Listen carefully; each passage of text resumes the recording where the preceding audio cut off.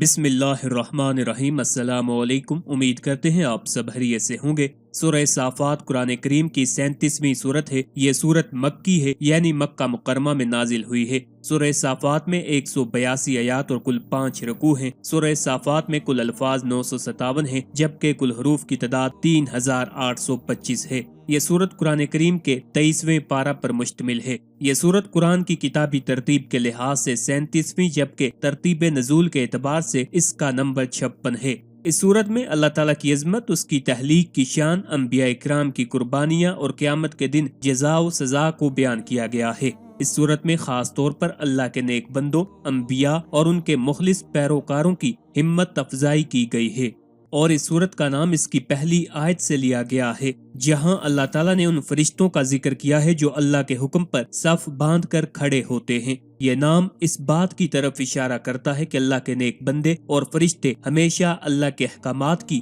تعمیل کے لیے تیار رہتے ہیں۔ سورہ صافات مکہ مکرمہ میں نازل ہوئی، جہاں مسلمانوں کو ابتدائی دعوت میں سخت مخالفت کا سامنا تھا۔ مکی صورتوں میں عمومی طور پر توحید، رسالت اور آخرت کی بنیادی تعلیمات کو بیان کیا جاتا ہے، اور یہ سورت بھی اسی پیغام کی حامل ہے۔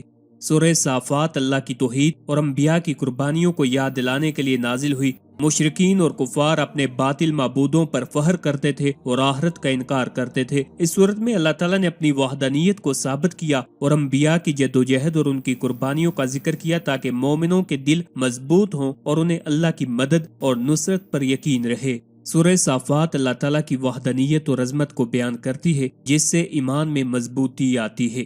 اس صورت میں حضرت ابراہیم اور حضرت اسماعیل علیہ السلام کی قربانی کو بیان کیا گیا ہے، جو اللہ کے راستے میں اپنی جان اور مال کو قربان کرنے کی بہترین مثال ہے۔ اس صورت میں فرشتوں کی صف بندی اور اللہ کے حکم پر ان کی تعمیل کا ذکر کیا گیا ہے، جو اللہ کی طاقت اور عظمت کو ظاہر کرتا ہے۔ اس صورت میں قیامت کے دن کی ہولناکی، جنت اور جہنم اور جزا اور سزا کا ذکر ہے، جو انسان کو آخرت کی تیاری کی طرف مائل کرتا ہے۔ اس صورت میں شیطان کی ناکامی کا ذکر ہے، جو مومنین کو شیطان کے وسوسوں سے بچنے کی ترغیب دیتا ہے۔ سورہ صافات کی تلاوت سے ایمان میں استقامت پیدا ہوتی ہے اور بندے کا دل اللہ کے قریب ہوتا ہے۔ مشکلات اور پریشانیوں میں سورہ صافات کی تلاوت انسان کو سکون اور اللہ کی مدد کا یقین دلاتی ہے۔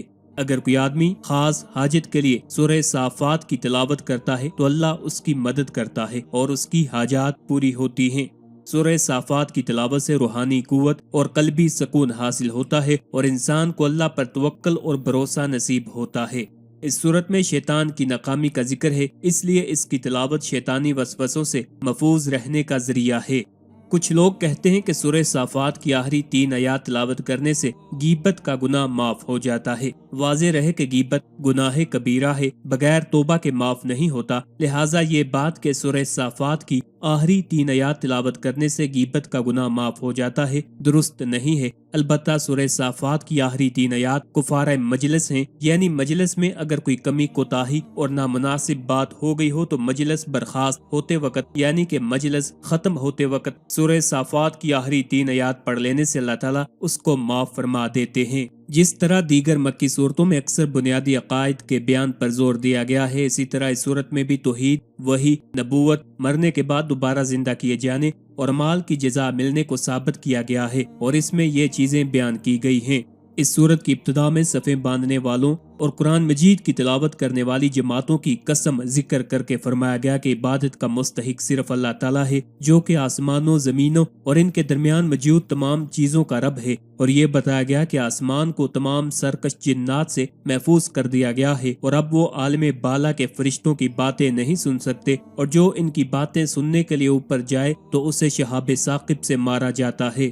جو کفار نبی کریم صلی اللہ علیہ وآلہ وسلم کے معجزات دیکھ کر مذاق اڑاتے تھے اور مرنے کے بعد دوبارہ زندہ کیے جانے کا انکار کرتے تھے، ان کی مذمت بیان کی گئی ہے، اور نبی کریم صلی اللہ علیہ وآلہ وسلم کو تسلی دی گئی کہ وہ دن ان قریب آنے والا ہے جس میں ان کافروں کا انجام انتہائی دردناک ہوگا۔ اخلاص کے ساتھ ایمان لانے والوں کی جزا میں جنت کی نعمتیں بیان کی گئیں، اور یہ بتایا گیا کہ لوگوں کو کس چیز کے لیے عمل کرنا چاہیے۔ پچھلی امتوں کے احوال بیان کیے گئے کہ جن لوگوں نے اللہ تعالیٰ کے رسولوں کو جھٹلایا انہیں عذاب میں مبتلا کر دیا گیا، اور جو لوگ ایمان لائے اور انہوں نے اپنے رسولوں کی پیروی کی تو وہ عذاب سے محفوظ رہے۔ حضرت نوح علیہ السلام، حضرت ابراہیم علیہ السلام، حضرت اسماعیل علیہ السلام، حضرت موسیٰ علیہ السلام، حضرت ہارون علیہ السلام، حضرت الیاس علیہ السلام، حضرت لوط علیہ السلام اور حضرت یونس علیہ السلام کے واقعات بیان کیے، اور ان میں سے حضرت ابراہیم علیہ السلام اور حضرت یونس علیہ السلام کا واقعہ تفصیل کے ساتھ بیان کیا گیا ہے۔ کفار کا ایک عقیدہ یہ تھا کہ فرشتے اللہ تعالیٰ کی بیٹیاں ہیں، ان کے اس عقیدے کا رد کیا گیا اور اللہ تعالیٰ کی پاکی بیان کی گئی ہے۔